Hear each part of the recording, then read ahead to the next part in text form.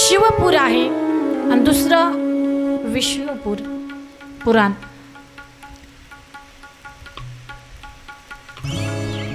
शिवपुरात सर्व शिवभक्त आहेत आणि विष्णुपुरात सर्व वैष्णव आहेत। पण शिवभक्त हे विठ्ठलाला मानत नाहीत आणि विठ्ठलाचे भक्त शंकराला मानत नाहीत। दोघांमध्ये 36चा आकडा आहे। पण पहा, भगवंताच्या मनामध्ये जे असतं ते घडतच असतं। देवाची करणी आणि नारळात पाणी असं म्हणतात ना। तर एकदा शिवपुरातली मुलगी दिली विष्णुपुरात। तुम्ही म्हणताल ताई दोघांचं जमत नाही, 36चा आकडा आहे, मग यांचं जुळलं कसं? तर त्याचं कारण असे, शिवपुरातला जो मुलगा होता त्याचंही कुठं लग्न जमत नव्हतं आणि विष्णुपुरातली जी मुलगी होती तिचं जमलेलं मोडायचं। दोघांचं कुठं जमलं नाही म्हणून तिथं दोघांचं जुळलं। तर शिवपुरातली मुलगी दिली विष्णुपुरात। ती मुलगी लग्न करून सासरी गेली। आता पहा, पूर्वीच्या काळी पहाटे उठायच्या महिला मंडळ आणि पूर्वी काय फरशीची घरं नव्हती, येऊ का आता निघाली फरशीची घरं। तर पूर्वी मातीची घरं असायची आणि पहाटे उठून दारासमोर सारवून काढल्या जायचं, रांगोळी काढल्या जायची, सडा रांगोळी। तर ती मुलगी लग्न करून सासरी गेली, पहाटे उठली आणि घर सारवायला लागली। महिला मंडळ घर कसं सारवतात? आडवं का उभं? पुसत झोपलं नाही ना कुणी सकाळ सकाळ? हा, झोपू नका, नाही तर तुमचा मेकअप खराब होईल। लग्नापर्यंत टिकला पाहिजे ना। मला सांगा, घर कसं सारवतात? आडवं, बरोबर आहे ना? तर तसं ती मुलगी पहाटेच्या वेळी उठली आणि घर सारवायला लागली। तेवढ्यात तिच्या सासऱ्यानं पाहिलं, आवाज दिला, सुनबाई। ती म्हटली, काय मामाजी? सुनबाई, आम्ही वैष्णव आहोत। म्हणे बरोबर आहे। आमच्यात उभा गंध लावतात। म्हणे बरोबर आहे। प्रत्येक गोष्ट आमची उभीच असते, मग तू आडवं काय सारवते? उभं सार ना। आता मला सांगा, उभं सारवता येईल का महिला मंडळ? पण सासऱ्यानं सांगितलं म्हणून तिनं सारवलं। पण अर्धा फवारा सासऱ्याच्या धोत्राला, अर्धा फवारा भिंतीला आणि अर्धा तिच्या साडीला। कसं बस बिचारानं सारवून काढलं। सारवण झालं आणि सासरी बुवा बाहेर गेले, बाहेरून आले, हातावरती दंत मंजून घेतलं, दात घासायला लागले। ते दात कसे घासतात? उभे का आडवे? आडवे। तर सासरी बुवा आडवे दात घासायला लागले। ती शैवाची मुलगी, ती काय साधारण आहे काय? कमी असेल का? तिनं पाहिलं सासऱ्याला आडवे दात घासताना। ते म्हटली, मामाजी। मामाजी म्हणतात, काय सुनबाई, आपण वैष्णव आहात?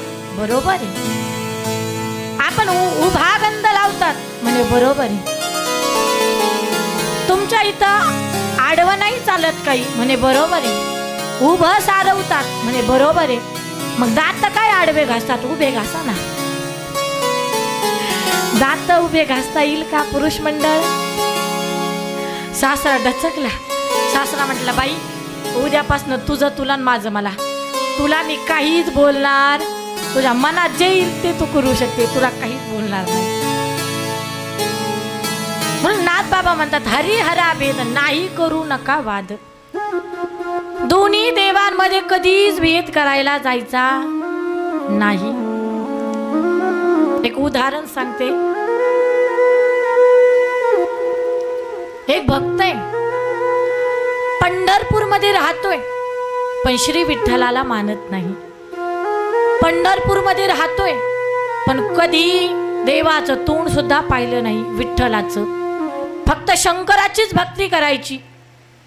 मला सांगा, पंढरपूर हे सगळ्या वारकऱ्यांचं माहेरघर आहे. तर एक भक्त आहे, पंढरपूरमध्ये राहतात, पण श्री विठ्ठलाला मानत नाही. म्हणतात ना, देवाची करणी आणि नारळामध्ये पाणी. हा देव पावला दौलताबादच्या सावकाराला. बघा आता, पंढरपूर सोडलं आणि दौलताबादला गेला हा देव. सावकार म्हटला, देवा मला जर मुलगा झाला तर तुला सोन्याचा करगुटा वाहील. म्हणून देव तिकडे गेला. आणि खरंच ना, 8 दिवसानंतर, काही महिन्यानंतर त्या सावकाराला मुलगा झाला. सावकार म्हटला, अरे देवाला मी म्हटलं होतं की देवा मला मुलगा होऊ दे, तुला सोन्याचा करगुटा वाहील. देवाला सोन्याचा करगुटा व्हायला हा सावकार पंढरपूरला आला आणि विचारलं, इथं कुणी सोनार आहे का? म्हणे हो आहे ना, एक सोनार आहे. म्हणे नाव काय त्यांचं? म्हणे नरहरीजी सोनार. खूप सुंदर पद्धतीने त्यांचं काम आहे, तुमचं काम चांगल्या पद्धतीने बनून जाईल. तर विचारत आले, म्हणे नरहरी सोनारजींचं दुकान कुठे आहे? म्हणे अशा अशा ठिकाणी जा, तिथे भेटतील तुम्हाला. आवाज दिला, नरहरीजी आहेत का? म्हणे हो मीच आहे. म्हणे मला सोन्याचा करगुटा बनवायचा आहे. म्हणे लगेच बनवून देतो. म्हणे चला आपण माप घेऊन येऊ. नरहरजी म्हटले, तुम्ही जा, तुम्ही माप घेऊन या, तुम्हाला जसं पाहिजे तसा सोन्याचा करगुटा तयार करून देतो, पण मी मंदिरात येणार, कारण मी श्री विठ्ठलाला मानत. सावकार म्हटला, काय विचित्र माणूस आहे, पंढरपूरमध्ये राहते म्हणते विठ्ठलाला मानत नाही. लोक देवाचं तोंड पाहण्यासाठी खूप दुरून दुरून येतात आणि हे साधं पंढरपूरमध्ये राहून म्हणते श्री विठ्ठलाला मानत नाही, कधी देवाचं तोंड पाहिलं नाही. असा माणूस मी आजपर्यंत पाहिला नाही. असं म्हणून सावकारजी आले आणि देवाचं माप घेतलं. नरहरीजी हे घ्या माप. माझ्या ताईंनो, नरहरीजींनी एवढा सुंदर सोन्याचा करगुटा बनवला, एवढा आनंद झाला सावकार बुवांना. खूप सुंदर करगुटा घेतला, रावळामध्ये आले, अभिषेक केला, सर्व पूजाविधी पार पडली आणि सोन्याचा करगुटा घातला. पण ऐका, जसा घातला तो गळूनच गेला. सावकार म्हटले, अरे बापरे, माप बहुतेक चुकलंय आपलं. पुन्हा आले वापस. नरहरीजी मोठा झालाय, छोटासा करून द्या. देवाला जसा घातला तसा गळून गेला, थोडा कमी करा. कमी केला. पुन्हा आले, पुन्हा घातला, पण तो छोटा झाला, बसेनाच, आखूड झाला करगुटा. अरे रे रे, म्हणे आता आखूड झाला. पुन्हा आले, नरहरीजी तुम्ही आता फारच कमी केला, थोडा जास्त वाढवा ना. पुन्हा लांबला, पुन्हा लांबवला. पुन्हा आले, देवाला घातला, पुन्हा घातला, तसा गळाला. पुन्हा माप चुकलं, परत माघारी. नरहरीजी आता खूपच मोठा केला, थोडासा छोटा करा. पुन्हा छोटा केला. पुन्हा आले, पुन्हा घातला, पण बसेना, आखूड झाला. असं 2-3 वेळा झाला. सावकाराचे पायच थकून गेले, पायाला गोळे आले. सावकार म्हणतात, नरहरीजी मला काय माप जमेना, एक तर तुम्ही माझ्या सोबत चला, माप घेऊन या तुम्ही वापस. नरहरीजी म्हणतात, हे बघा, मी रावळामध्ये येऊ शकत नाही का, कारण मी विठ्ठलाला मानत नाही, विठ्ठलाचं तोंड मी पाहिलेलं.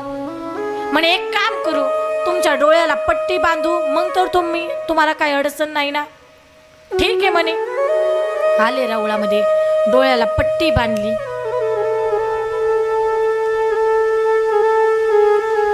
पट्टी बांधली आणि तुम्हाला सांगू माझ्या ताईंनो, कधीच देवाचं माप घ्यायला जायचं नाही, कारण भक्तीची या मापे मुजितो अनंता इतराने तत्वता न मोजतो. देवाचं माप कधीच करायचं नाही. एकदा यशोदामाई सुद्धा देवाला दोरीनं बांधत होती, पण दोरीच पुरत नव्हती. यशोदामाई म्हणते, असं का होतंय? माझ्या हातामध्ये एवढी मोठी दोरी आहे, पण त्यामध्ये मी कृष्णाला बांधू शकत नाही. असं का होतंय? तेवढ्यात भगवान म्हटले, आई माझ्या हातातली दोरी घे आणि माझ्या हातातल्या दोरीने मला बांध. कृष्णा, अरे तुझ्या हातामध्ये जी दोरी आहे ती खूप छोटी आहे. तुझ्या दोरीपेक्षा माझ्या हातातली दोरी मोठी आहे.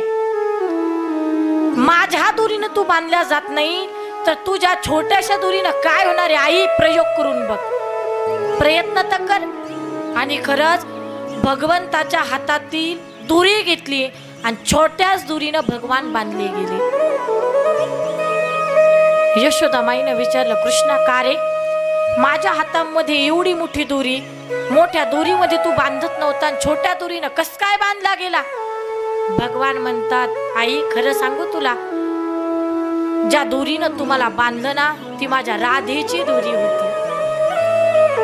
म्हणजे भगवंताला बांधता येतं, पण कुणामध्ये? भक्ताच्या दोरीमध्ये. म्हणून देवाचं माप कधीच घ्यायला जायचं नाही. भगवंताला मोजणं फार कठीण आहे माझ्या ताईंनो.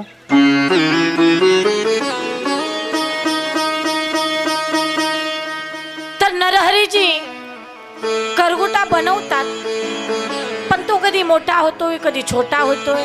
यासाठी राऊळामध्ये आले, डोळ्याला पट्टी बांधली आणि माप घ्यायला लागले. भगवंताच्या मूर्तीला स्पर्श झाला तर माथ्यावर चंद्र आहे, गळ्यामध्ये साप आहे, गळ्यामध्ये रुद्राक्षाच्या माळा. हात लावला मूर्तीला, स्पर्शावरून कळाला, रे हे सगळं स्वरूप माझ्या शंकराचं आहे. म्हणजे डोळी पट्टी काढा, पट्टी काढा, हा तर माझा शंकर आहे. पट्टी काढली, डोळे उघडले तर विठ्ठलाची मूर्ती. अरे रे रे बंद करा, पुन्हा बंद केली. पुन्हा हात लावला, शंकराची मूर्ती दिसायची.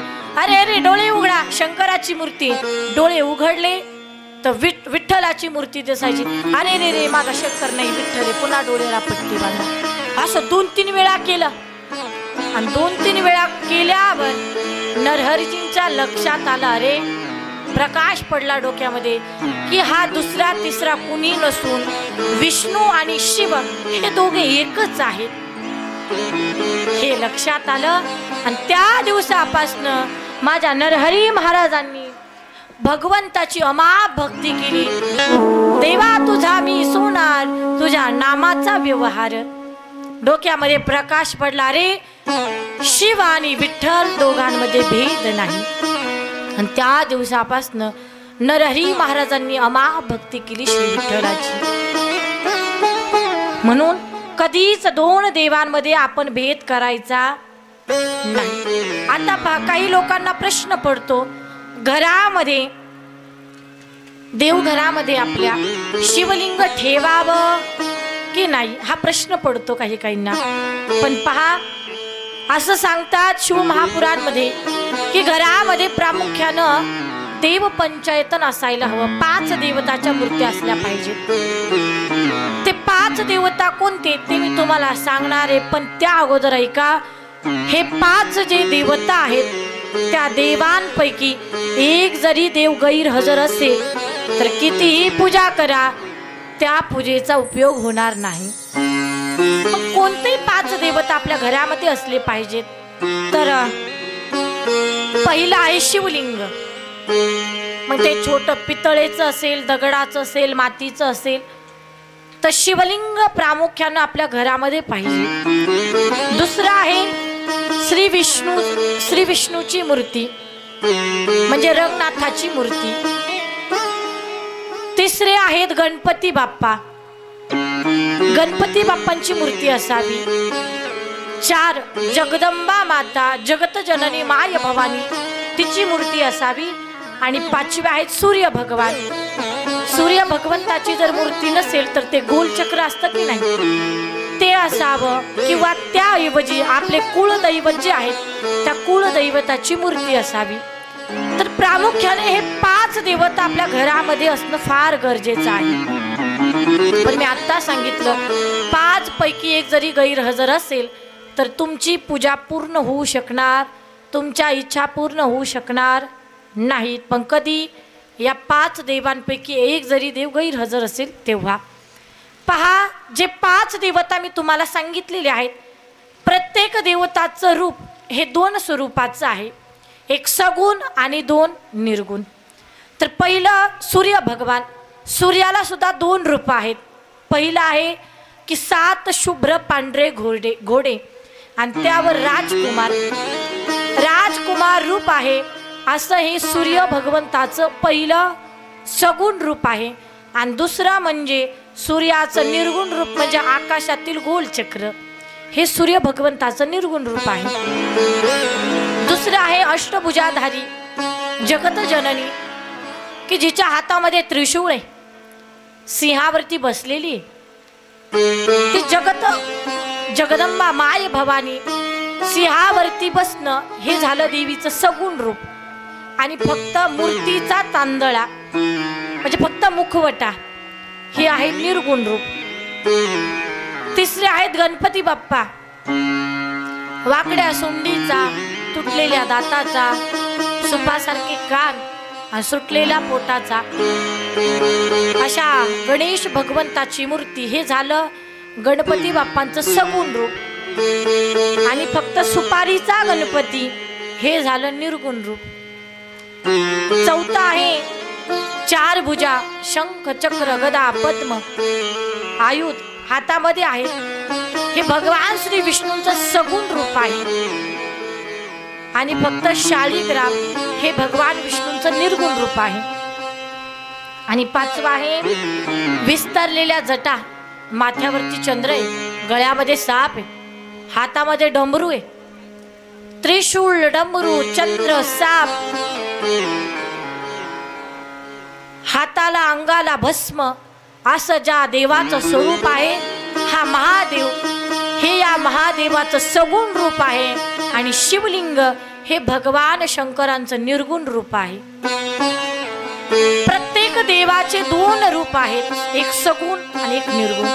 म्हणून प्रामुख्यानं हे 5 देवता आपल्या घरामध्ये असणं फार गरजेचं आहे. आणि त्यामध्ये आपलं जे कुळदैवत आहे, या कुळदैवताची सुद्धा मूर्ती असावी आपल्या घरामध्ये. कारण असं म्हणतात या देवांशिवाय आपलं देवघर पूर्ण होऊ शकत नाही. मग बाकीचे जे देवदेवता आहेत, तुम्ही म्हणताल ताई ते देवदेवता आम्ही घरामध्ये ठेवायचे की नाही? तुमच्या मनामध्ये असेल की हे देवता आपल्या घरामध्ये पाहिजे, तुमच्या मनानं कोणत्याही देवाला घरामध्ये ठेवा, पण प्रामुख्याने हे 5 देवता पण असणं फार गरजेचं आहे. तर याला देव पंचायतन म्हणतात. पण आपल्या देवघरामध्ये जेवढे विष्णू महत्वाचे आहेत तेवढे भगवान शंकर सुद्धा महत्वाचे आहेत. म्हणून कधी शंकर आणि विठ्ठल या 2 देवांमध्ये आपण कधीच भेद करायचा नाही. म्हणून हरी हरा भेद नाही करू नये वाद.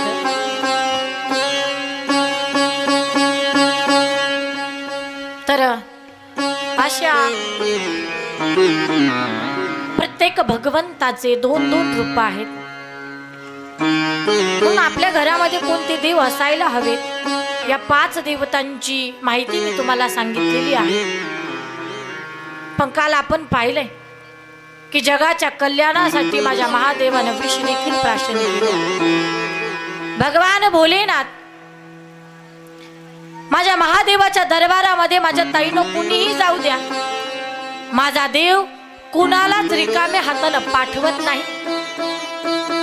या देवानं देवादिकांना सुद्धा दिलंय. तुम्ही म्हणताल ताई कुणाला काय दिलंय? तर याची सुंदर कथा शिव महापुराण मध्ये आलेली आहे. कथा फार सुंदर आहे. अरे ज्याच्याकडे भरपूर धन आहे त्याला सुद्धा माझ्या देवानं दिलेलं आहे. तर कथा खूप सुंदर आहे. सर्वांनी सर्वांगाचे कान करून श्रवण करा. पूर्वी भोलेनाथ आणि माता पार्वती हे बद्रीनाथ मध्ये राहत होते. निसर्गरम्य वातावरण, नावाची नदी आहे. अलकनंदा नदीच्या तीरावरती निसर्गरम्य वातावरणामध्ये भव्य दिव्य स्वरूपाचं एक आश्रम आहे. आणि त्या आश्रमामध्ये फक्त माता पार्वती आणि शिवजी दोघे जण राहतात. पण एक दिवस विष्णू भगवान आणि लक्ष्मी माता दोघांना भेटायला आली. महादेवांना तर फार आनंद झाला का आज एवढ्या दिवसानंतर माझे विष्णू मला भेटायला आले. गळा भेट झाली, खूप गप्पा रंगल्या. माता पार्वतीने लक्ष्मी माला औक्षण केलं. हळदी कुंकवाचा कार्यक्रम झाला त्या ठिकाणी. दिवसभर गप्पा रंगल्या. सायंकाळची वेळ झाली. विष्णू भगवान म्हणतात, लक्ष्मी आता आपण आपल्या वैकुंठाला जायला पाहिजे. वैकुंठाला निघाले. पण लक्ष्मी मातेचं मन त्या निसर्गरम्य वातावरणामध्ये एवढं रमलं, असं वाटतं इथून जावंच नाही. एवढं सुंदर वातावरण होतं. लक्ष्मी मातेनं तेवढं सुंदर वातावरण पाहिलं, मन निघेना. पण नाविलाजानं वैकुंठामध्ये यावं लागलं. इकडे वैकुंठामध्ये आल्या, जेवण कमी झालं. लक्ष्मी मातेचं कोणत्या कामामध्ये मन लागेना. बस फक्त त्या आश्रमाची आठवण यायला लागली. अरे किती सुंदर आहे ते आश्रम, मला पाहिजे. या विचारामध्ये लक्ष्मी माता आहे. उदास झालेल्या लक्ष्मीला श्री विष्णूंनी पाहिलं आणि विचारलं, लक्ष्मी काय झालं तुला? लक्ष्मी माता काहीच बोलत नाही. अगं जेव्हापासून आपण बद्रीनाथ वरून आलो तेव्हापासून मी तुझ्याकडे पाहतोय. उदास उदास राहते, जीवन करत नाही, कोणत्या कामामध्ये मन लागत नाही. झालं तरी काय तुला? पुरुष मंडळ, कधी कधी तुमच्या लक्ष्म्या जर उदास झाल्या तर तुम्हाला विचारावं लागतं, बाई काय झालं आज तुला? मग या म्हणतात काही नाही झालं. काही पाहिजे का? सांगितलंय तुम्हाला मला काहीच नाही पाहिजे. बरोबर. तसं विष्णू म्हणतात, अगं लक्ष्मी झालं काय तुला? का उदास आहे? काही पाहिजे का तुला? तर लक्ष्मी माता म्हणतात, स्वामी बद्रीनाथ पाहिल्यापासनं ते माझ्या मनातूनच जाईना. मला ते बद्रीनाथ आश्रम पाहिजे. विष्णू समजावून सांगतात, लक्ष्मी दुसऱ्याच्या वस्तूवर माणसानं कधीच मन दाखवलं नसतं. अगं ते माता पार्वतीचं आहे आणि तू खुशाल म्हणते ते मला पाहिजे. दुसऱ्याच्या वस्तूवर कधीच मन जाऊ द्यायचं नसतं लक्ष्मी. लक्ष्मी माता म्हणतात, मग मला विचारतात कशाला? मला तुम्हाला आश्रम द्यायचं नाही ना, मग विचारू नका, मला कधी बोलू नका. आणि पहा, शास्त्रामध्ये 3 हट्ट सांगितलेले आहेत, श्री हट्ट, बाल हट्ट आणि राज हट्ट. लक्ष्मी मातेनं जो हट्ट धरलेला आहे तो श्री हट्ट आहे. माझ्या ताईंनो, ते आश्रम मला पाहिजे. देत असाल तर मला बोला, नाही द्यायचं तर मला बोलू नका. श्री हट्ट पण फार अवघड आहे, बाल हट्ट त्याच्यापेक्षा अवघड आहे. पहा, तुम्ही लेकराने एखादा हट्ट धरला ना, पूर्ण नाही झाला तर लेकरं खूप वेड्यासारखं करतात. एका मुलानं एक मुलगा वडिलांना म्हटलं, पप्पा मला ऊस पाहिजे. आता बापाच्या शेतामध्ये ऊस नव्हता, पण ज्याच्या शेतामध्ये ऊस होता नेमकं कालच याच्या त्याच्या जोरात भांडणं झाली होती. बाप रात्रीच गेला, ऊस चोरून आणला. सगळं गाव झोपल्यावर, कारण ज्याची भांडण झाली त्याला जर म्हटलं असतं, दादा माझ्या लेकराला ऊस खायचा आहे, ऊस देता का? दिला असता का त्यानं तसा ऊस? नसता दिला. म्हणून रात्रीच्या वेळी चोरून आणला ऊस. पोराला म्हटलं, धर आता खा. नाही पप्पा तसा नाही पाहिजे. मग त्याचे छोटे छोटे तुकडे करून बापानं छोटे छोटे तुकडे केले. धर आता खा. नाही पप्पा असा नाही पाहिजे मला. मग आता कसा पाहिजे? आणखीन छोटे छोटे तुकडे करून द्या. आणखीन छोटे छोटे तुकडे केले. धर आता खा. नाही पप्पा असा नाही खाई पाहिजे. मग कसा पाहिजे?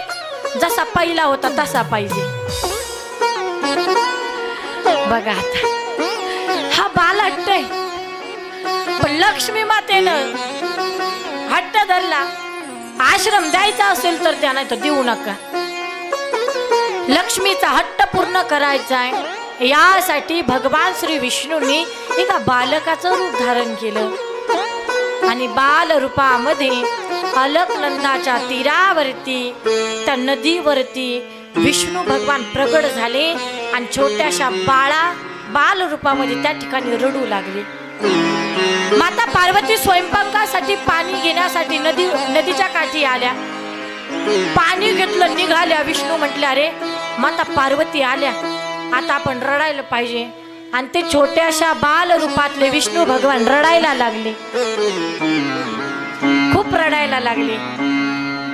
एवढं रडतात, माता पार्वतीचं लक्ष गेलं त्या लेकराकडे. अरे कुणाचं लेकरू एवढं सुंदर गोंडस बाळ आहे, कुणाचं आहे काय? इकडे तिकडे पाहिलं पण कुणीच नाही, फक्त लेकराकडे पाहिलं. विष्णू मनातली मनात म्हणतात, पार्वती माता मला कधी उचलून घेत्याल, कधी घरी नेत्याल. पण पार्वती माता फक्त इकडे तिकडे पाहत होत्या. पुन्हा पार्वती मातेचं लक्ष माझ्याकडे यावं यासाठी विष्णू भगवान रडायला लागले,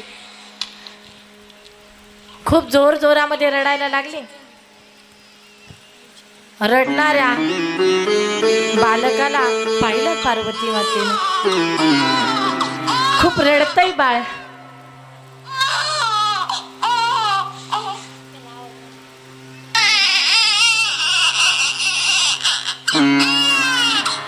विष्णू भगवान खूप रडायला लागले, जोरात रडायला लागले.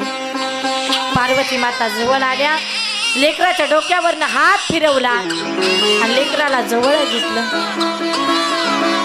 म्हणतात, बाई एवढं सुंदर लेकरू आहे, कुणाचं आहे काय आहे? नदीच्या काठावरती रडते. त्या लेकराला उचलून घेतलं आणि आपल्या आश्रमामध्ये घेऊन आल्या. स्वामी बघा ना, किती सुंदर लेकरू आहे, पण कुणाचंही माहिती नाही, नदीच्या काठावरती रडत होतं. शिवजी म्हणतात, पार्वती मला नको दाखव, तूच बघत बस त्याला. कारण शिवजींना कळालं होतं हे दुसरं तिसरं कुणी नसून बाल रूपातले भगवान श्री विष्णू आहेत म्हणून कळालं होतं शिवजींना. कशासाठी आलेत हेही कळालं होतं. पार्वती मला नको दाखवूस, तूच बघत बस त्या लेकराला. स्वामी असं नका बोलू, तुमचं मन असं, तुमचं हृदय दगडासारखं नव्हतं, असे कसे झालात तुम्ही? किती गोंडस लेकरू आहे, रडतय ते खूप, आणि तुम्ही म्हणता तूच बघ. स्वामी एकदा बघा ना या लेकराला. पार्वती सांगितलंय तुला नाही बघायचं, मला तूच बघत बस.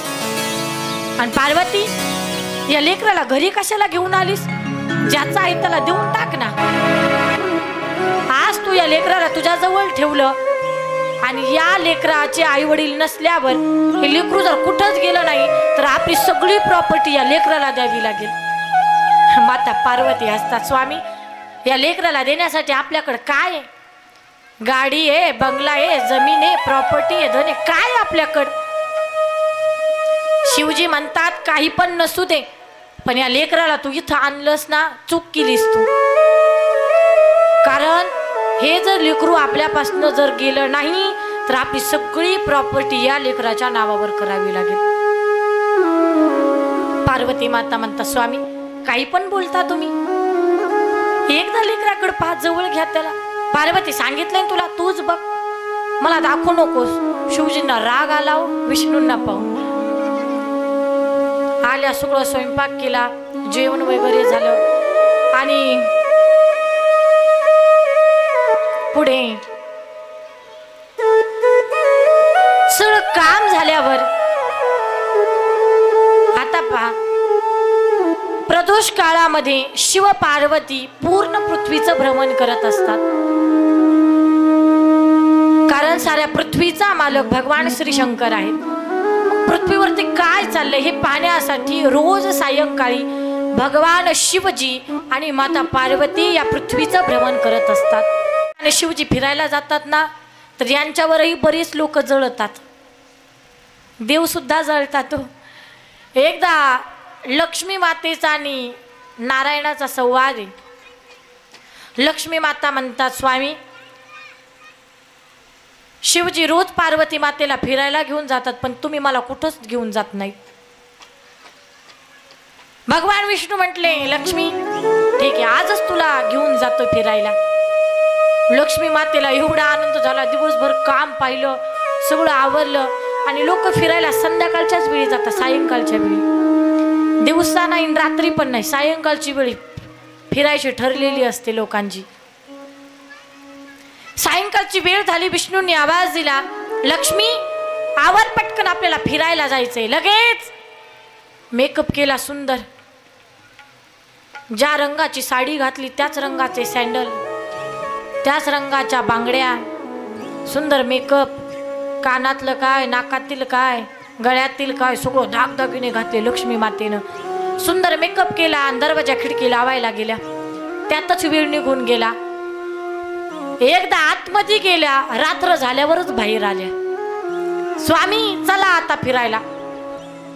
विष्णू म्हणतात, बाई आता रात्र झाली, कुठं जायचं फिरायला? बस इथं वैकुंठात मुकाट्यानं.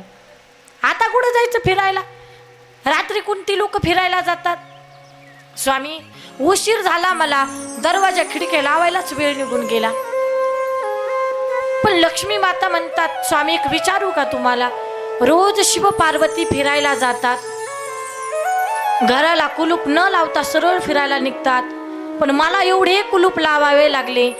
ते घराला कुलूप न लावता कसे जातात ते फिरायला?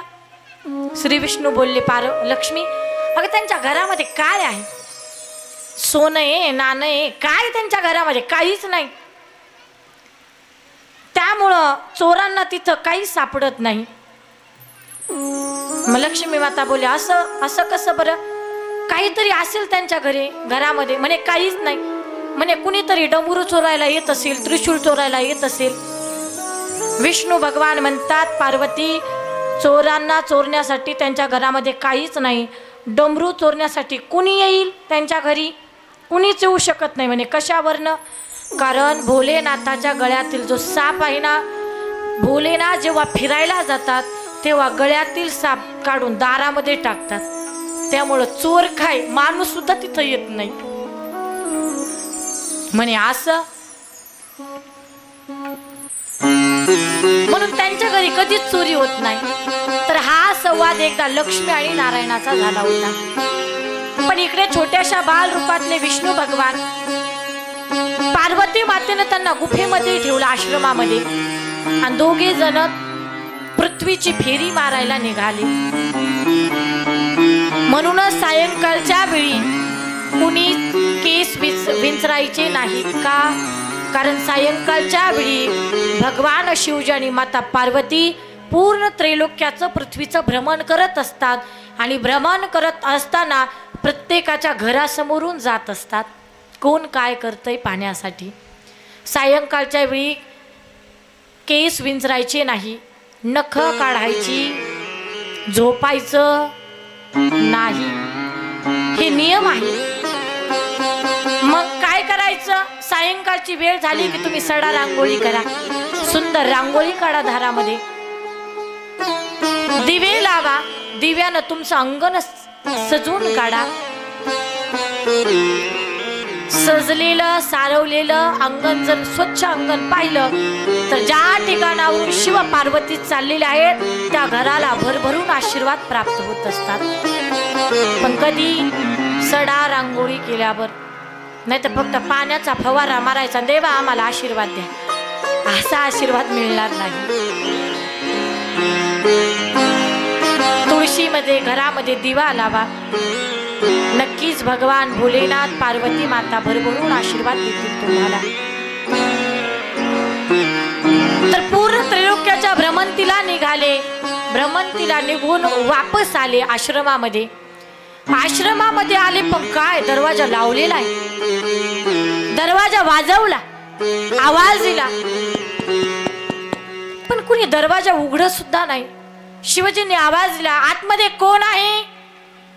पण आतूनही कसलाच आवाज नाही. पार्वती मातेने आवाज दिला, स्वामी आतमध्ये आपलं छोटंसं लेकरू आहे. पण आतमधून दरवाजा कोणी लावला? 2-3 वेळा दरवाजा वाजवला,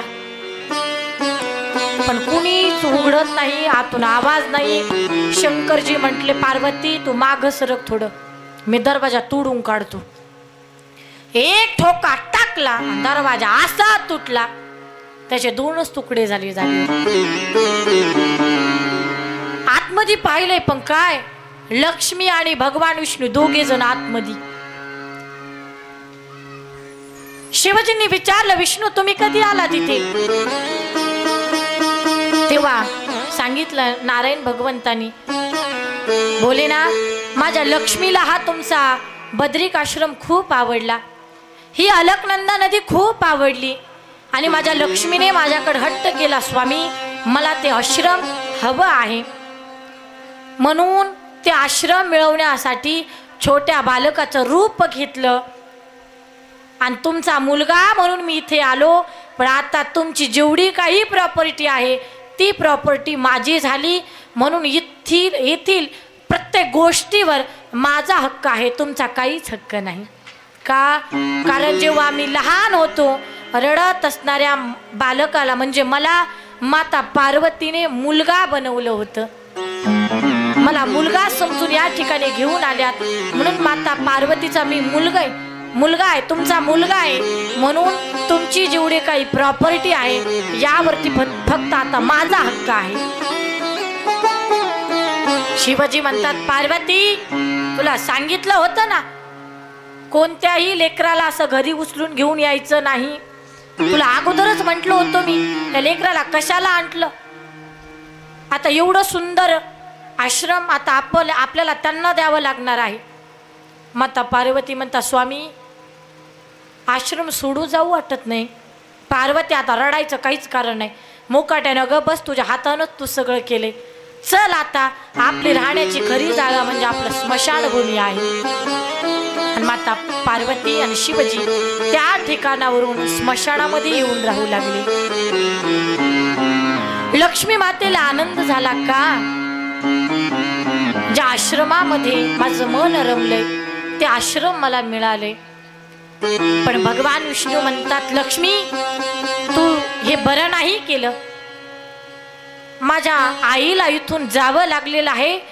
तर लक्ष्मी, जे आश्रम मी तुला दिलंय या आश्रमामध्ये फक्त तूच एकटीनं राहायचंय, मी तर थांबणार नाही, मी बाहेर थांबणार. का? कारण तुझ्यामुळं माझ्या आईला इथून जावं लागलेलं आहे.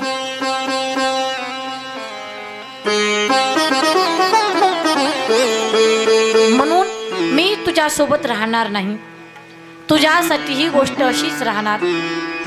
हे मी का सांगते तर माझा भगवान एवढा भोळा आहे, एवढा भोळा आहे, त्याची लीला एवढी गजब आहे माझ्या ताईंनो, की आपण त्याला काहीतरी मागावं आणि ते त्यानं पूर्ण करावं, एवढा भोळा देव आहे. या देवानं देवाधिकांना दिले, विष्णू भगवंताला दिले काय, एवढा सुंदर बद्रिक आश्रम. मग देवाला जर हा देव जर देत असेल तर तुम्हा आम्हाला का देणार नाही? हा देव कधीच कुणाला रिकाम्या हातानं पाठवत नाही. पण या देवाची भक्ती करत असताना, पूजा करत असताना मनामध्ये भाव पाहिजे, श्रद्धा पाहिजे. नाही तर तुम्ही तांब्याभर पाणी, हंडाभर पाणी घाला आणि मनामध्ये संशय जर असेल तर कितीही पाणी घाला, त्या गोष्टीचा उपयोग होणार नाही. एवढा भोळा देव आहे. आणि खऱ्या अर्थानं या सप्ताहाच्या रूपानं, या शिवकथेच्या माध्यमातून आज प्रत्येकाच्या घराघरामध्ये माझ्या महादेवाचं आगमन झालेलं आहे. आणि विशेष जगाच्या मालकाचं लग्न सुद्धा आहे. मला सांगा, ज्या ठिकाणी सप्ताहाच्या माध्यमातून, शिवकथेच्या माध्यमातून भगवान जर प्रत्येकाच्या घराघरामध्ये येत असतील तर आपण आनंदामध्ये राहायला पाहिजे की नाही? घरांना सजवायला पाहिजे की नाही? का? कारण आज कथेच्या माध्यमातून आज आपल्या पुसद गावामध्ये माझे भगवान श्री शंकर आलेले आहेत. म्हणून काय केलं पाहिजे? सजा दो लगी कुटिया भी दुल्हन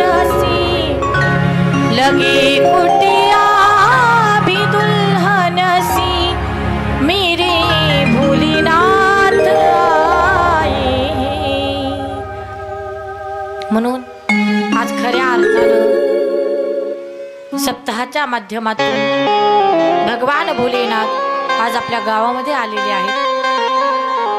तर माझ्या भगवान भोलेनाथाची लीला अद्भुत आहे, त्याचा महिमा सुद्धा आगाध आहे। हा जर देव श्री विष्णूंना देत असेल तर तुम्हा आम्हाला का देणार नाही? देव देवतांची इच्छा पूर्ण करत असेल तर तुमच्या आमची इच्छा का पूर्ण करू शकणार नाही? कारण या देवासारखा भोळ जगामध्ये नाही। याचं एक वैशिष्ट्य आहे, याच्या दरबारामध्ये कुणीही जाऊ द्या, कुणालाच रिकाम्या हातानं पाठवत नाही। प्रत्येकाला हा देव आशीर्वाद आणि प्रसाद देतच असतो। हा या देवाचं वैशिष्ट्य आहे।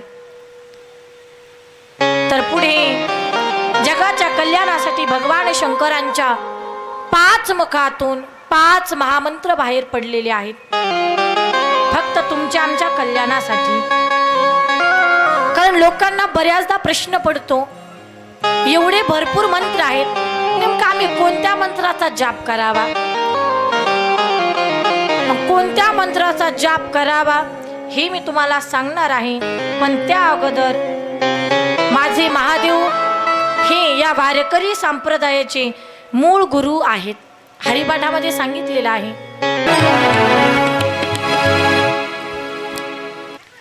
आदिनाथ गुरु सकळ सिद्धांचा मच्छिंद्र तयाचा मुख्य शिष्य। आदिनाथ गुरु कोण आहेत? तर भगवान भोलेनाथ आणि माऊली ज्ञानोबारायांनी हे ज्ञान आपल्याला दिलं। तर भगवान भोलेनाथ हे मूळ गुरु आहेत।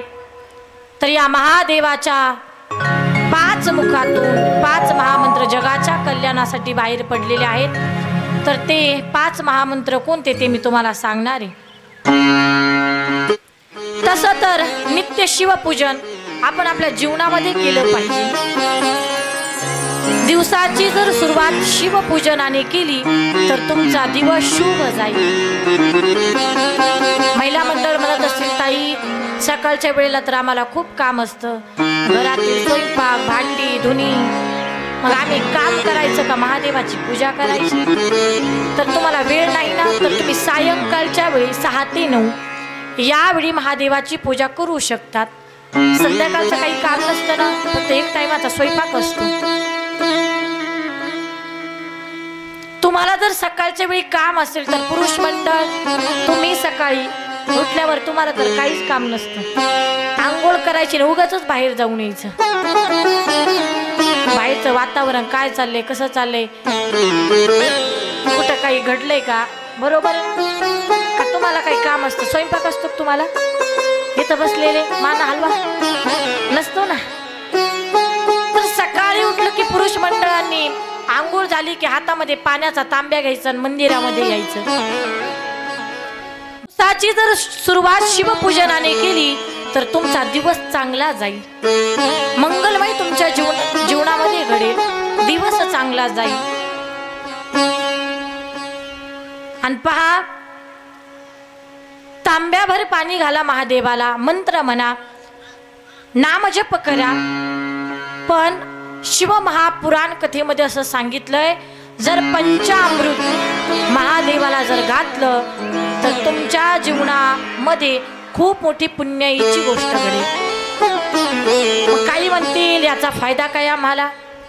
पंचामृत कशाचं असतं? दूध, दही, तूप, मध आणि पिठी साखर, 5 वस्तूंचं एकत्रीकरण केल्यावर पंचामृत तयार होतं। तर मग पहिला आहे दूध। महादेवाला जर दूध घातलं तर त्याचा फायदा काय?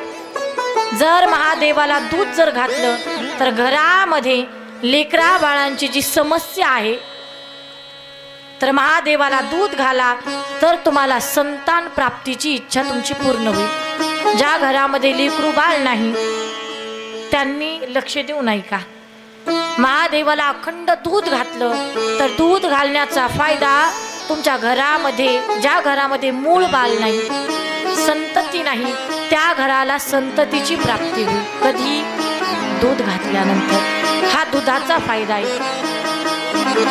पहा, पूर्वी जी जुनी माणसं होती ती आशीर्वाद द्यायची आपल्याला, पुत्रवती भव असं म्हणायचे ना पूर्वीची लोक। उत्तर देशामध्ये असं म्हणतात, दूधो नाओ तूतो फलो. याचा अर्थ भगवान भोलेनाथाला दूध अर्पण करा तर तुम्हाला संतांची प्राप्ती होईल. हा दुधाचा फायदा आहे. पुढे सांगितले दही.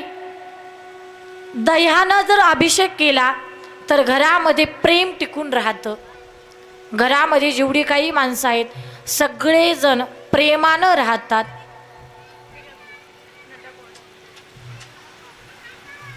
पण आता घरामध्ये 4च माणसं असतात, ते पण 4 कोपऱ्यात 4. एकमेकांचं तोंड पाहायचं नाही, एकमेकांना बोलायचं नाही. मला सांगा, घरातील आज माणसांचं जे प्रेम आहे ते प्रेम कशानं जर कमी झाले, बरं प्रेम कशानं टिकून राहतं? घरामध्ये संवाद झाला तर 4 व्यक्तींमध्ये प्रेम टिकून राहतं. पण संवादच नाही, 4 भिंतीला 4 कोपरे जसे असतात ना तसे आम्ही वागतो. पण आज आमचा संवाद जास्त मोबाईलशी झालाय, बरोबर ना? मोबाईल नसेल तर घशातून पाण्याचा थेंब सुद्धा खाली जात नाही आम्हाला. पहिला मोबाईल आणि टीव्ही पाहिजे. पण सांगू, मोबाईलला कुणाचं चांगलं झालेलं नाही. लोक मोबाईल एवढी बधीर झाली, पण जास्त म्हातारी माणसंच झाली काका बधीर. एका आई वडिलांनी मुलाला खूप मोठं केलं, शिकवलं. मुलगा साहेब झाला, गावी आला सुट्टीला. तो म्हटला, बाबा तुम्ही एवढं मला मोठं बनवलं, पण माझी इच्छा आहे तुम्हाला एक छोटासा मोबाईल घेऊन देतो. वडील म्हणतात, बाळा 10 होते, कळतेत ना 10 आतमधले 10 होते, 5 गेले, 5 राहिले, आता काय करू मोबाईलचं? नाही बाबा, एक तरी मोबाईल घेऊन देतो. दुसऱ्या दिवशी पोरानं मोठा 30,000 रुपयाचा विवोचा मोबाईल आणला. छोटा सांगितला पण मोठा घेऊन आला. बाबा हे बटन दाबलं ना कीर्तन लागल, ते बटन दाबलं ना नाथबाबांची भारुडं लागतील. सगळं समजावून सांगितलं. यामध्ये गवळणी, कीर्तन, भारुडं, काही हिंदी गाणी आहेत. ठीक आहे म्हणे. पहाटे 4 वाजता म्हातारं उठलं, बकऱ्या सोडल्या, 8 वाजता तर निघाल. पण लक्षात आलंय मोबाईल राहिला. मोबाईल घेताना छोटा घ्या नाही तर पुरुष मंडळ मोठा घ्या, 2 इयरफोन येतात ना, तसं त्या मोबाईल सोबत इयरफोन आले. म्हाताऱ्यानं इयरफोनची पिन घातली मोबाईलला, कानामध्ये घातले, बटन दाबलं, कीर्तन लागलं. घरामध्ये होतं, कीर्तन ऐकलं, मंडपच्या बाहेर गेलं, पुन्हा दुसरं बटन दाबलं, नाथबाबांची भारुडं लागली. डोंगराच्या पायथ्याला गेलं, पुन्हा बटन दाबलं तर हिंदीच गाणी लागली. म्हातारं लागलं नाचायला. नाचतो काय, हसतो काय, उड्या काय मारतय. बकऱ्या सगळ्या गेल्या ना, कुणाच्या घासात, कुणाच्या उसात, कुणाच्या मक्कात. सगळ्या बकऱ्या इकडे तिकडे गेल्या. गावातून एक पोरग चाललं होतं, त्या पोरानं पाहिले, म्हणे म्हातारं नाचतंय. आणि बकऱ्या सगळ्या कुणाच्या घासात, कुणाच्या उसात, कुणाच्या मक्कात. बाबा, हो बाबा, तुमच्या बकऱ्यांनी मक्का खाल्ली, नाचता का इथं? बकऱ्यांना बघा आधी. पण म्हाताऱ्याला ऐकूच येत नव्हतं. पहा तुम्ही, कानामध्ये इयरफोन घातले की ऐकूच येत नाही. पण काही काही एवढे चॅप्टर असतात ऐकू येतंय काहींना, पण ऐकून न ऐकल्यासारखं करतात काही काही जण. पण म्हाताऱ्याला खरंच ऐकू येत नव्हतं. गाणं लावलेलं होतं, नाचत होतं म्हातारं. पोरगा आलं जवळ, हळूच एक इयरफोन काढला, स्वतःच्या कानात घातला. म्हातारं गाणं ऐकत होतं. औंदा लगीन कराय पाहिजे, औंदा लगीन कराय पाहिजे. पोरानं इयरफोन पुसत तिथंच टाकलं, पळत गेलं म्हातारीकडे. म्हातारी, तुझा म्हातारा बिघडलं, काय झालं? अगं ते म्हणते औंदा लगीन कराय पाहिजे. म्हातारी म्हटली, असं येऊ दे मूड त्याला, बघतेस त्याच्याकडं. मोठा लिंबाचा फोग घेतला, पुरुष मंडळ, दारातच बसली म्हातारी. येऊ दे, काहीच काम केलं नाही दिवसभर, जेवण सुद्धा केलं नाही. सायंकाळच्या वेळी म्हातारा घरी आलं, आवाज दिला, पप्पीची आई. पण हिचं तोंड फुगल्यासारखं. घड्याळाचे सर्व काटे एका जागेवर येतात आणि काट्यांचं टोक वरच्या दिशेला असतं. किती वाजतात पुसत? 12 वाजल्यासारखं तोंड झालं म्हातारीचं. म्हातारं म्हटलं काहीतरी पेटल्यासारखंच दिसतंय. बकऱ्या बांधल्या, पाणी पाजलं, चारा खाऊ घातला, घरात आलं. म्हातारे काय झालं तुला? 2-3 वेळा विचार, काय झालं तुम्हाला? लाज वाटते का? काय केलं मी? हो तू खुशाल म्हणतात लग्न करायला पाहिजे. तरुण वयात नाही केलं, म्हातारपणी सुचतंय का? एवढी बोलली पुसत म्हातारं घरात गेलं आणि कपड्याचंच गठोडं घेऊन बाहेर आलो. ते म्हटलं नाही राहायचं मला आता इथं, चाललो मी. ती म्हटली हा जा, मला पण तुमची काही गरज नाही, असं म्हणतात ना. ते म्हटलं असं का, आता येणारच नाही. म्हातारं गेलं हो पुसत मंडपच्या बाहेर. म्हातारी म्हणती हे जर बिचारा गेलं तर माझं कसं व्हायचं संसाराचं? पप्प्याचा बाप या ना. मग नाही येणार, सांगितलं तुला, माग वळून नाही येणार. ती म्हणायची एकदा तरी अगं नाही येणार म्हटलो ना. म्हातारी म्हटली मोबाईलचा परिणाम झालाय म्हाताऱ्यावर. म्हातारीनं सुद्धा सुरू केलं ओ मेरी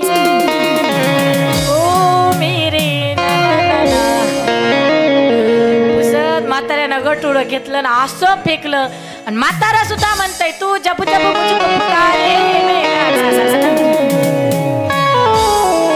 असं आलं. म्हातारीला मिठीच मारली.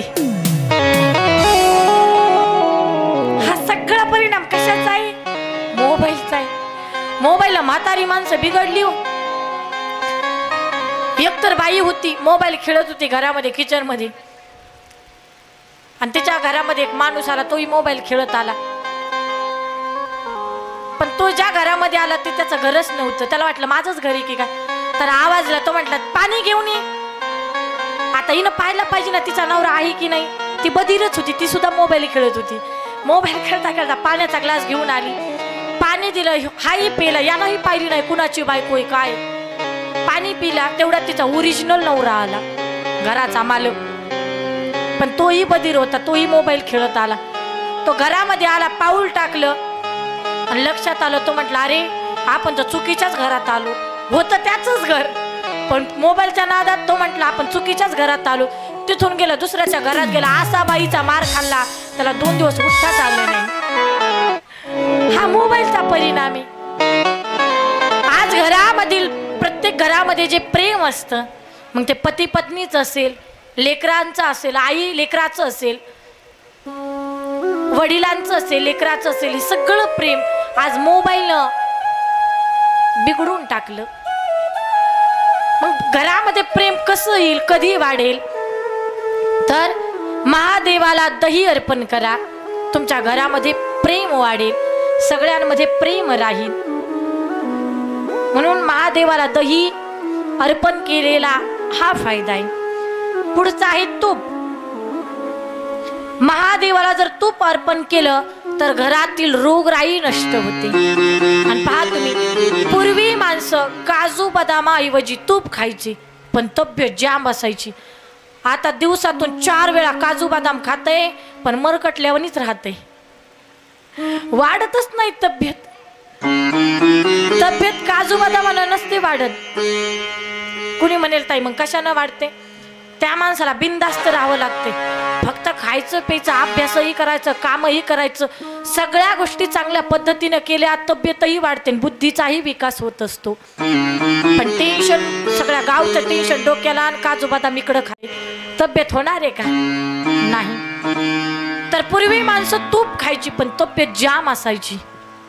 आता कितीही तूप खा, पण लोक तूप म्हटलं की फार चंगूसपणा करतात, कंजूसी करतात फार. पहा तुम्ही, एखादी माशी आहे, महिला मंडळ, एखादी माशी आहे जी ताटाभोवती भुनभुन करते, ती माशी जर चहात पडली तर आपण चहातली माशी काढून पितोत का? चहा फेकून देतो. पण जी माशी चहात पडली तीच माशी तुपाच्या जर डब्यात पडली तर माशी काढतो, अगोदर चोखतो, अगोदर चोखायची मग फेकून द्यायची. का? माशीला लागलेलं तूप व्हायला नाही गेलं पाहिजे. म्हणजे तुपाच्या बाबतीमध्ये एवढी आपण कंजूसी करतो. पण हे जर तूप महादेवाला चमचाभर काय, एक थेंबभर जरी अर्पण केलं तर घरातील रोगराई नष्ट होते. हा तूप अर्पण केल्याचा फायदा आहे. चौथा आहे मध. देवाला जर मध अर्पण केला तर घरामध्ये धन संपदा वाढते, ऐश्वर्य वाढत असतं. कशाने? मधाने. म्हणून महादेवाला मध व्हावा. आणि 5वा आहे पिठी साखर. पिठी साखर जर महादेवाला अर्पण केली तर घरामध्ये आपली जी लेकरं असतात, लहान लहान मुलं, त्यांचा हट्ट कमी होत असतो. आणि पहा, कधीही जी लेकरं घरामध्ये वेड्यासारखी करतात, खूप हट्ट करतात आपल्याला, त्या लेकरांच्या हातामध्ये साखरेचा डब्बा नाही, वाटी द्यायची, सांगायचं बाळा महादेवाच्या मंदिरामध्ये जाऊन महादेवाला या साखरेचा अभिषेक कर, तर नक्कीच तुमच्या मुलाचा हट्ट पूर्ण होईल. जो हट्ट करतो मुलगा तो कमी होईल. तर एकच सांगायचं, या 5 वस्तू आहेत की ज्यांना आपण पंचामृत म्हणतो. पंचामृत महादेवाला जर घातलं तर प्रत्येक पंचामृताची जी गोष्ट सांगितली, दही, दूध, तूप, मध आणि पिठी साखर, या सगळ्या गोष्टींचा फायदाच होणार आहे तुम्हाला. आणि तुमच्या घरामध्ये सुख समृद्धी सगळ्या गोष्टी तुमच्या घरामध्ये प्राप्त होतील. पण कधी महादेवाची सेवा केल्यानंतर पंचामृत महादेवाला अर्पण करा.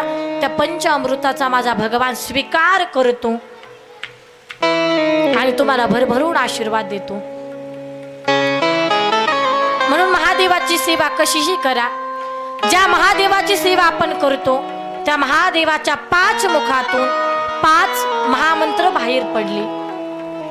तर सगळ्यात पहिला मंत्र महादेवाच्या मुखातून बाहेर पडला, त्या मंत्राला प्रणव मंत्र असे म्हणतात.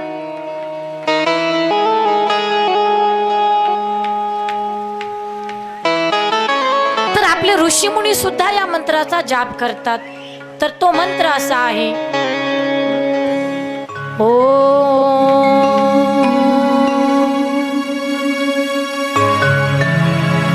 पहिला मंत्र फक्त ओम. या ओम मंत्राची ताकद एवढी आहे, या जपाने आपल्या जीवनातील दुःख अडचणी संपून जातात. एवढं सामर्थ्य या ओम शब्दामध्ये आहे. एवढंच नाही, आत्मस्वरूपाची जाणीव होते आणि माणसाला ज्ञानाचीही प्राप्ती होते. कशाने? या ओम मंत्राने. म्हणून तुम्हाला जर वाटत असेल आपल्या जीवनातील अडी अडचणी संपून जावीत, दुःख संपावं, ज्ञानाची प्राप्ती व्हावी, फक्त सुख लाभावं, तर या ओम शब्दाचा, या ओम मंत्राचा जाप करावा. म्हणून भगवान भोलेनाथाच्या मुखातून जगाच्या कल्याणासाठी पहिला मंत्र निघालेला आहे. तो असा आहे, काही ठिकाणी ओमही म्हणतात आणि काही ठिकाणी असंही म्हणतात, ओंकार स्वरूपा सद्गुरु समैथा अनाथांच्या अनाथा तुझा नमो, तुझा नमो, तुझा नमो, तुझा नमो, तुझा नमो. ओंकार स्वरूपा सद्गुरु समैथा अनाथांच्या सद्गुरु समैथा अनाथांच्या अनाथा तुझा नमो, तुझा नमो, तुझा नमो, तुझा नमो, तुझा नमो. जगाच्या कल्याणासाठी महादेवाच्या पहिल्या मुखातून हा मंत्र बाहेर पडला. या मंत्राचा जाप केल्याने फायदा काय? जीवनातील दुःख अडी अडचणी संपून जातात. एवढंच नाही, माणसाला ज्ञानाची प्राप्ती होते, आत्मस्वरूपाची जाणीव होते. मी कोण, काय, कशाला आलो, या सगळ्या गोष्टीची जाणीव फक्त या ओम मंत्राने होते. म्हणून असा पहिला मंत्र जगत कल्याणासाठी महादेवाच्या मुखातून बाहेर पडला, ओम मंत्र. दुसरा मंत्र आहे फक्त ओम नमः शिवाय, ओम नमः शिवाय. जगत कल्याणासाठी महादेवाच्या दुसऱ्या मुखातून दुसरा मंत्र म्हणजे ओम नमः शिवाय. तर या मंत्र जपाने ब्रह्महत्यादी पातकांपासून मुक्ती होते आणि संसारामध्ये ज्या अज्ञानमध्ये आपल्याकडनं जे पाप घडते ते पाप नष्ट होते फक्त या मंत्राने. तर हा फायदा आहे. जगाच्या कल्याणासाठी दुसरा मंत्र ओम नमः शिवाय. कुणी म्हणेल ताई आम्ही पाप करतो का? कारण संसारामध्ये आपल्याकडनं नकळत पाप घडत असतं. मग देवी भागवतामध्ये सांगितलेलं आहे, पाप होण्याचं ठिकाण सांगितलेलं आहे, ते म्हणजे धुणं धुवायचं ठिकाण, भांडे घासताना, स्वयंपाक करताना आणि झाडणी, पाटा आणि वरवटा, हे 5 हिंसास्थानी ठिकाण आहेत की ज्या ठिकाणावरनं आपल्याकडनं सहजासहजी पाप घडतं.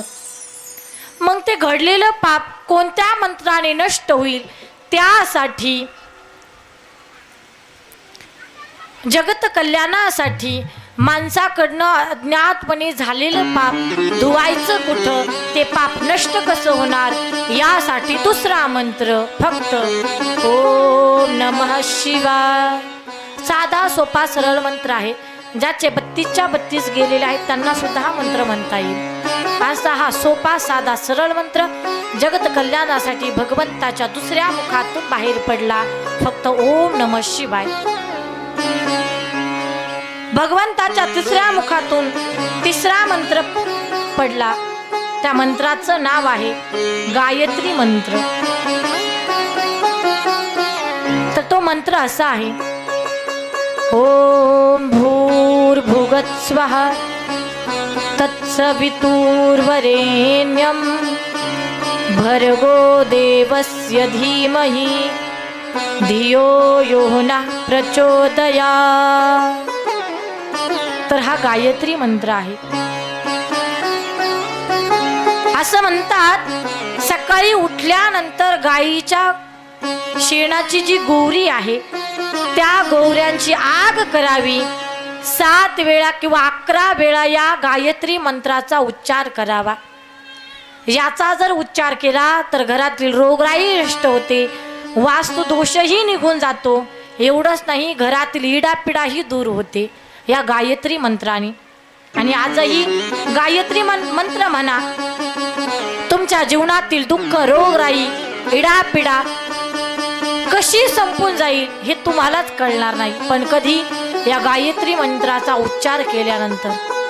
काही ठिकाणी असं सांगितलं, या गायत्री मंत्राचा उच्चार सूर्याला पाणी घालत असताना सुद्धा करा, कारण सूर्याला पाणी घालण्याचं देखील शास्त्र आहे. सूर्याला पाणी घालत असताना डोळे बंद करावेत आणि पूर्व दिशेला पाणी घालत असताना या गायत्री मंत्राचा उच्चार करावा, जप करावा. असं जर तुम्ही केलं, तुमच्या घरामध्ये लक्ष्मी नांदत असते. ज्या घरामध्ये सुख भरपूर आहे पण पैसाच टिकत नाही, अशांनी गायत्री मंत्राचा जाप करा.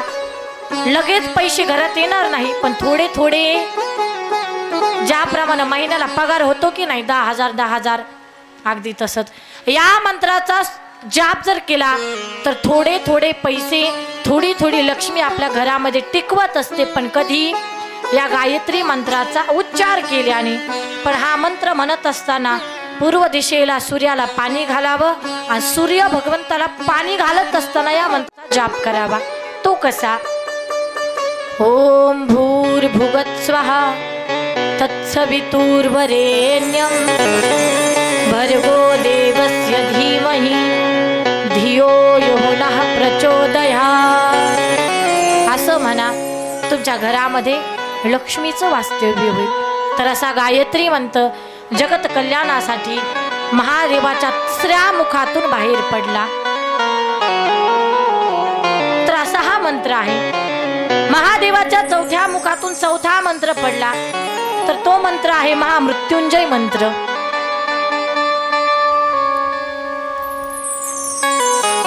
तर तो मंत्र असा आहे,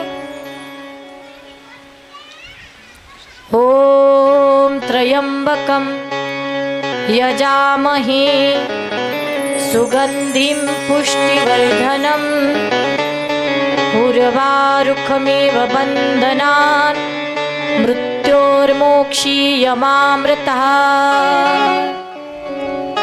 तर महादेवाच्या 4थ्या मुखातून हा महामृत्युंजय मंत्र बाहेर पडलेला आहे. या मंत्राचा जर जाप केला तर ज्या घरामध्ये माणसांचा अकालीन मृत्यू होतो, म्हणजे 30 मध्ये 40 मध्ये मृत्यू होतो, तर या मंत्राचा जाप केल्याने ज्या घरामध्ये अकालीन मृत्यू होतो तो मृत्यू कधीच होणार नाही, पण कधी या मंत्राचा जाप केल्याने. म्हणून जगत कल्याणासाठी महादेवाच्या 4थ्या मुखातून 4था मंत्र बाहेर पडला, तो म्हणजे महामृत्युंजय मंत्र. म्हणून या मंत्राचा जाप करावा. आणि 5वा मंत्र आहे जगत कल्याणासाठी भोलेनाथानं 5व्या मुखातून या जगाला 5वा मंत्र दिला. तो मंत्र मी तुम्हाला सांगणार आहे, पण अगोदरचे 4 मंत्र लक्षात आले का महिला मंडळ? हा पहिला मंत्र आहे की ज्याला प्रणव अक्षर म्हणतात, फक्त ओम. दुसरा मंत्र आहे की ज्याला बीज मंत्र म्हणतात, ओम नमः शिवाय. तिसरा मंत्र आहे गायत्री मंत्र.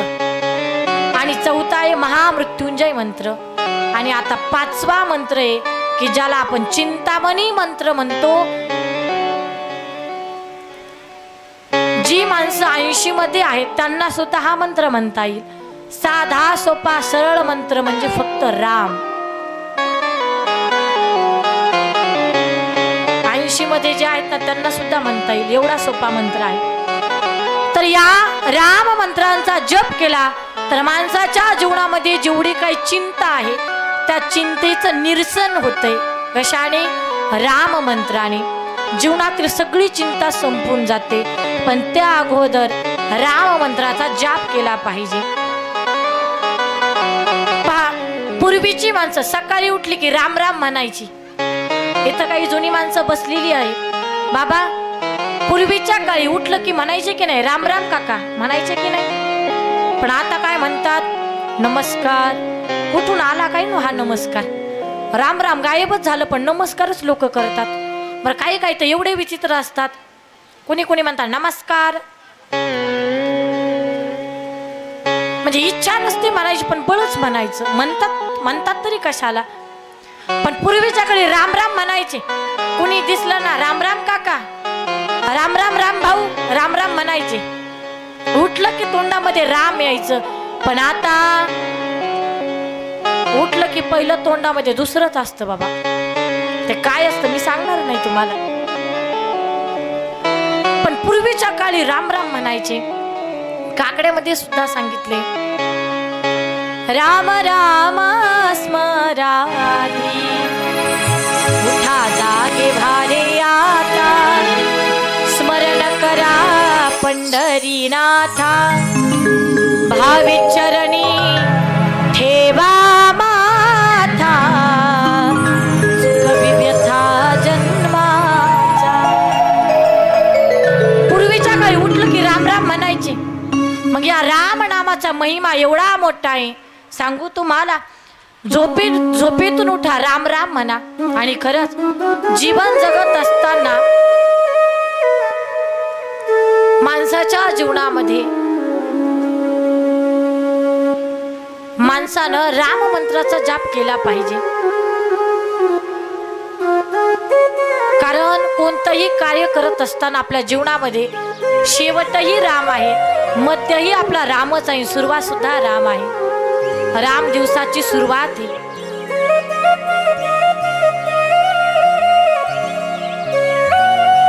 तर या राम नामाने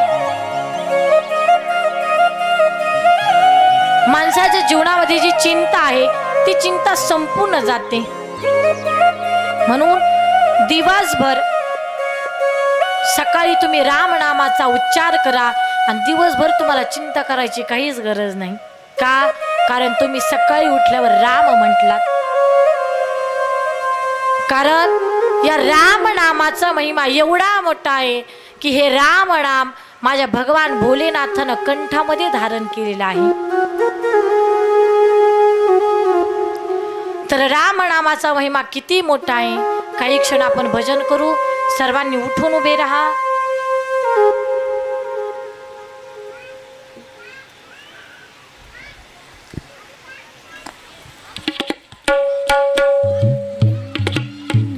चला उठा पटकन.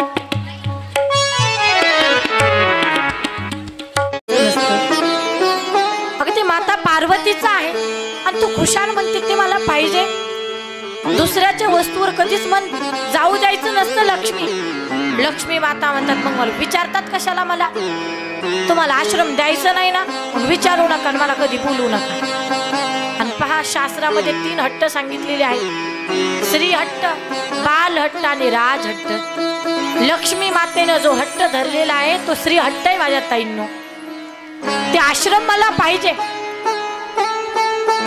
देत असाल तर मला बोला, नाही द्यायचं तर मला बोलू नका. श्री हट्ट पण फार अवघड आहे, बाल हट्ट त्याच्यापेक्षा अवघड आहे. पहा, तुम्ही लेकराने एखादा हट्ट धरला ना, पूर्ण नाही झाला तर लेकरं खूप वेड्यासारखं करतात. एका मुलानं एक मुलगा वडिलांना म्हटलं, पप्पा मला ऊस पाहिजे. आता बापाच्या शेतामध्ये ऊस नव्हता, बरं ज्याच्या शेतामध्ये ऊस होता नेमकं कालच याच्या त्याच्या जोरात भांडणं झाली होती. बाप रात्रीच गेला, ऊस चोरून आणला. सगळं गाव झोपल्यावर, कारण ज्याची भांडण झाली त्याला जर म्हटलं असतं, दादा माझ्या लेकराला ऊस खायचा आहे, ऊस देता का, दिला असता का त्यानं तसा ऊस? नसता दिला. म्हणून रात्रीच्या वेळी चोरून आणला ऊस. पोराला म्हटलं, धर आता खा. नाही पप्पा तसा नाही पाहिजे. मग त्याचे छोटे छोटे तुकडे करून बापानं छोटे छोटे तुकडे केले. धर आता खा. नाही पप्पा असा नाही पाहिजे मला. मग आता कसा पाहिजे? आणखीन छोटे छोटे तुकडे करून द्या. आणखीन छोटे छोटे तुकडे केले. धर आता खा. नाही पप्पा असा नाही पाहिजे. मग कसा पाहिजे? जसा पहिला होता तसा पाहिजे. बघा आता, हा बाल हट्ट आहे.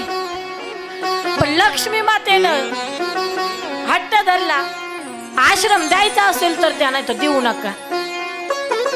लक्ष्मीचा हट्ट पूर्ण करायचा आहे, यासाठी भगवान श्री विष्णूंनी एका बालकाचं रूप धारण केलं. आणि बाल रूपामध्ये अलकनंदाच्या तीरावरती, त्या नदीवरती विष्णू भगवान प्रगट झाले आणि छोट्याशा बाल रूपामध्ये त्या ठिकाणी रडू लागले. माता पार्वती स्वयंपाकासाठी पाणी घेण्यासाठी नदीच्या काठी आल्या. पाणी घेतलं, निघाल्या. विष्णू म्हटले, अरे माता पार्वती आल्या, आता आपण रडायला पाहिजे. आणि ते छोट्याशा बाल रूपातले विष्णू भगवान रडायला लागले, खूप रडायला लागले. एवढं रडतात, माता पार्वतीचं लक्ष गेलं त्या लेकराकडे.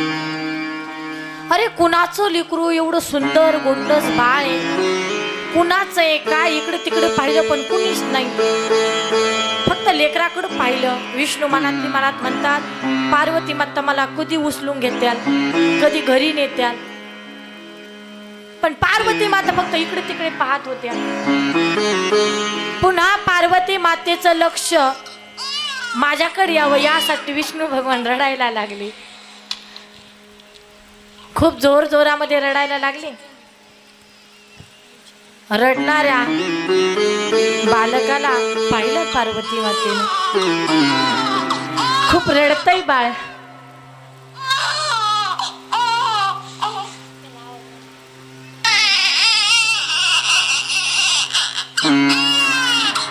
विष्णू भगवान खूप रडायला लागले, जोरात रडायला लागले.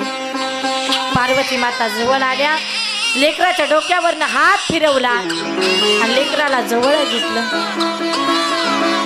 म्हणतात, बाई एवढं सुंदर लेकरू आहे, कुणाचं आहे काय आहे? नदीच्या काठावरती रडते. त्या लेकराला उचलून घेतलं आणि आपल्या आश्रमामध्ये घेऊन आल्या. स्वामी बघा ना, किती सुंदर लेकरू आहे, पण कुणाचंही माहिती नाही. नदीच्या काठावरती रडत होतं. शिवजी म्हणतात, पार्वती मला नको दाखव, तूच बघत बस त्याला. कारण शिवजींना कळालं होतं हे दुसरं तिसरं कुणी नसून बाल रूपातले भगवान श्री विष्णू आहेत म्हणून कळालं होतं शिवजींना. कशासाठी आलेत हेही कळालं होतं. पार्वती मला नको दाखवूस, तूच बघत बस त्या लेकराला. स्वामी असं नका बोलू, तुमचं मन असं, तुमचं हृदय दगडासारखं नव्हतं. असे कसे झालात तुम्ही? किती गोंडस लेकरू आहे, रडतय ते खूप, आणि तुम्ही म्हणता तूच बघ. स्वामी एकदा बघा ना या लेकराला. पार्वती सांगितलंय तुला नाही बघायचं मला, तूच बघत बस. आणि पार्वती या लेकराला घरी कशाला घेऊन आलीस? ज्याचा आहे त्याला देऊन टाक ना. आज तू या लेकराला तुझ्या जवळ ठेवलं आणि या लेकराचे आई वडील नसल्यावर हे लेकरू जर कुठंच गेलं नाही तर आपली सगळी प्रॉपर्टी या लेकराला द्यावी लागेल. माता पार्वती असतात, स्वामी या लेकराला देण्यासाठी आपल्याकडे काय आहे? गाडी आहे, बंगला आहे, जमीन आहे, प्रॉपर्टी आहे, धन आहे, काय आपल्याकडं? शिवजी म्हणतात काही पण नसू दे, पण या लेकराला तू इथं आणलंस ना, चूक केलीस तू. कारण हे जर लेकरू आपल्यापासून जर गेलं नाही तर आपली सगळी प्रॉपर्टी या लेकराच्या नावावर करावी लागेल. पार्वती माता म्हणतात, स्वामी काही पण बोलता तुम्ही, एकदा लेकराकडे पाच जवळ घ्या त्याला. पार्वती सांगितलंय तुला तूच बघ, मला दाखवू नकोस. शिवजींना राग आला, विष्णूंना पाहून आल्या, सगळं स्वयंपाक केला, जेवण वगैरे झालं आणि पुढे सगळं काम झाल्यावर आता पहा, प्रदोष काळामध्ये शिव पार्वती पूर्ण पृथ्वीचं भ्रमण करत असतात. कारण साऱ्या पृथ्वीचा मालक भगवान श्री शंकर आहेत. पृथ्वीवरती काय चाललंय हे पाहण्यासाठी रोज सायंकाळी भगवान शिवजी आणि माता पार्वती या पृथ्वीचं भ्रमण करत असतात.